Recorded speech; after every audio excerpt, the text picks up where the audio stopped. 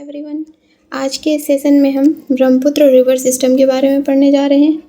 पिछले सेशन में हमने सिंधु यानी कि इंडस रिवर सिस्टम तथा गंगा रिवर सिस्टम के बारे में पढ़ा था। आज जो हम पढ़ेंगे वो कौन है? Brahmaputra river system. तो आइए देखते हैं। कह रहा है कि यह चीन, भारत तथा बांग्लादेश से प्रवाहित होती। किसे किसे प्रवाहित हो रही है? तो चीन, भारत तथा बांग्लादेश से। यानी कि ब्रह्मपुत्र जो है वो पश्चिम से पूर्व की ओर प्रवाहित होती है। तो ये चीन यानी तिब्बत से निकलती है, भारत में प्रवाहित होती है और फिर ये जाती है कहाँ? बांग्लादेश में प्रवाहित होते हुए ये बंगाल की खाड़ी में गिर जाती है। इसे अलग अलग स्थानों पे अलग अलग नाम से जाना जाता है। जैसे कि चीन के तिब्बत पठार पे इसे सांगपो के नाम से जाना जाता है।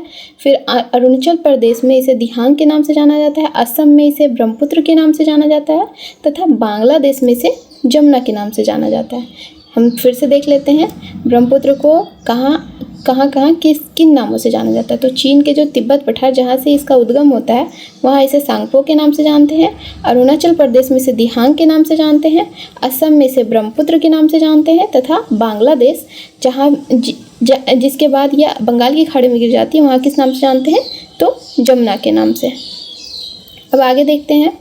ये हम देख लेते हैं इसका ब्रह्मपुत्र की अवस्थिति। देखिए, इसे सांगपो के नाम से जाना जा रहा है तिब्बत में। फिर ये जाती है यहाँ से इस जगह पे ये गॉर्ज का निर्माण करती है नामचा बरवा पर्वत के पास। फिर ये अरुणाचल प्रदेश में आती है। फिर इधर से ये आपका यहाँ पे असम है, ये जो मैप में बना हुआ है ये असम है, असम में आती है। फिर इसके बाद ये पश्चिम बंगाल में गिरती है। आगे देखते हैं। अब ब्रह्मपुत्र के बारे में विस्तार से देखते हैं। कह रहा है कि ब्रह्मपुत्र का जो उद्गम है तिब्बत के पठार पर स्थित मानसरोवर झील से होता है और यह हिमालय के साथ साथ पूर्व की ओर बहता है। अभी हमने देखा कि हिमालय कुछ इस प्रकार है, तो हिमालय के साथ ही ये पूर्व की ओर बहता है। और कहाँ से इसका उद्गम हो रहा है? तो तिब्बत के पठार पर स्थित मानसरोवर झील से। अब कह रहा है हिमालय की जो पूर्वी चोटी है नामचा बरवा के समीप यह दक्षिण से मुड़कर अरुणाचल प्रदेश में प्रवेश करता है।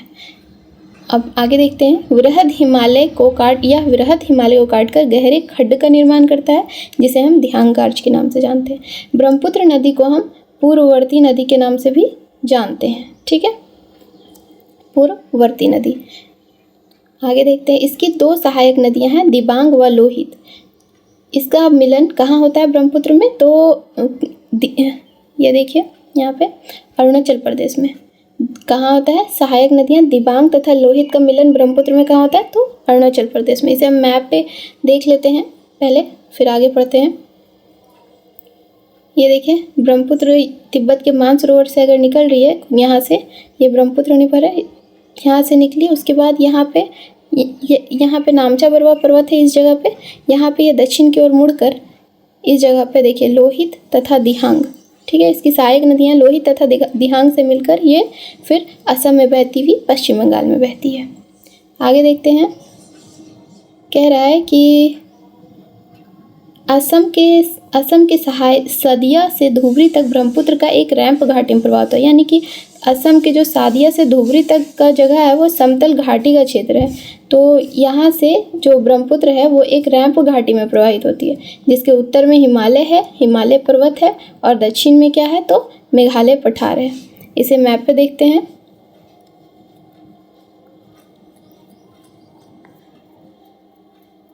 देखिए यहाँ पे ये जो यहाँ अरुणाचल प्रदेश से ये असम में आती है तो ये सादिया नामक स्थान पे आती है और यहाँ से ये पूरे समतल तरीके से बहती है। यानी रैंप का निर्माण करते हुए यहाँ धुबरी तक रैंप घाटी में चलती है। ठीक है, और ये जो इसका उत्तर यहाँ नॉर्थ इधर हो गया तो इसके उत्तर में हिमालय यानी पर्वतीय क्षेत्र है और इसके नीचे हम यहाँ देखते हैं मेघालय। तो मेघालय में मेघालय पठार इसका नाम है।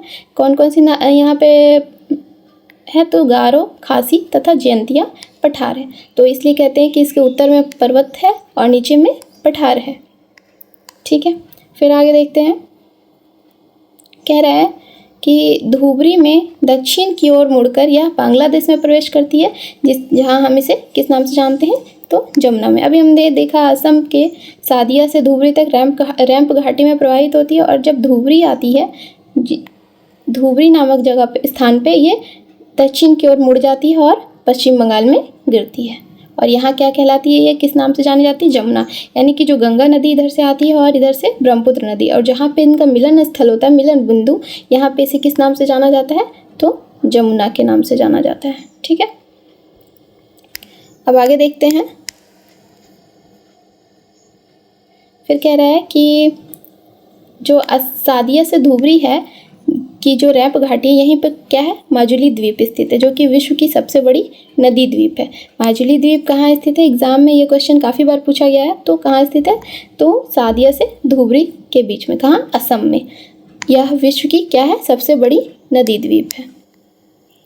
फिर आते हैं, कह रहा है कि अभी हमने देखा जमुना हो गया दक्षिण में बांग्लादेश में। अब कह रहा है सिक्किम के जेमू ग्लेशियर के नीतामू झील से निकलने वाली तीस्ता बांग्लादेश में जमुना से मिलती है। जो सिक्किम का जेमू ग्लेशियर है, यहाँ से एक झील निकलती है, नीतामू झील से एक नदी निकलती है। कौन सी नदी, तीस्ता।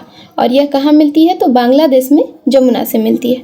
जमुना की धारा पद्मा से मिलकर मेघना का निर्माण करती है। इसे हम मैप पे देख लेते हैं। तो कह रहा है कि यहाँ देखिए, ये हमारे यहाँ सिक्किम है, तो यहाँ से जेमू ग्लेशियर से तीस्ता नदी निकलती है और कहाँ मिलती है, ब्रह्मपुत्र में, तो बांग्लादेश में यहाँ पे मिलती है। और किस नदी का निर्माण होता है, तो मेघना नदी का निर्माण होता है। फिर आगे देखते हैं, जो ब्रह्मपुत्र की सहायक नदियाँ हैं वो कौन कौन सी हैं।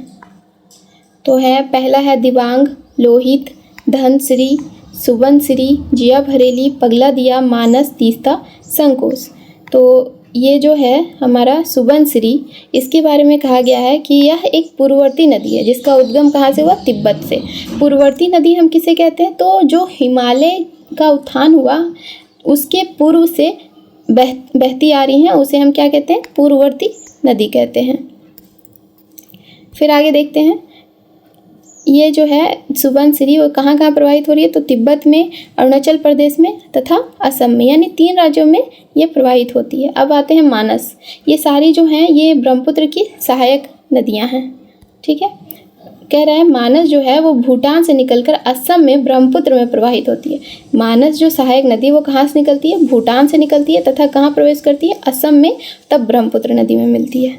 फिर आगे देखते हैं, फिर है संकोस नदी। जो संकोस नदी है ये भी ब्रह्मपुत्र की सहायक नदी है। ये कहाँ से निकलती है, तो उत्तरी भूटान से निकलकर असम व पश्चिम बंगाल की सीमा के निकट ब्रह्मपुत्र में प्रवाहित होती है। जो उत्तरी भूटान है यहाँ पे, यहाँ नेपाल है, फिर यहाँ सिक्किम है, फिर यहाँ पे भूटान है। तो भूटान से, उत्तरी भूटान से निकल के ये कहाँ पे प्रवेश करती है, ब्रह्मपुत्र कहाँ प्रवाहित होती है, तो असम, और यहाँ असम है और यहाँ पश्चिम बंगाल, तो इसकी सीमा में ब्रह्मपुत्र में प्रवाहित हो जाती है। ये जो हमारा है ये ब्रह्मपुत्र जो नदी तंत्र है, ये इसका पूरा चैप्टर था और इसमें हमने इसकी सहायक नदियों के बारे में भी देखा।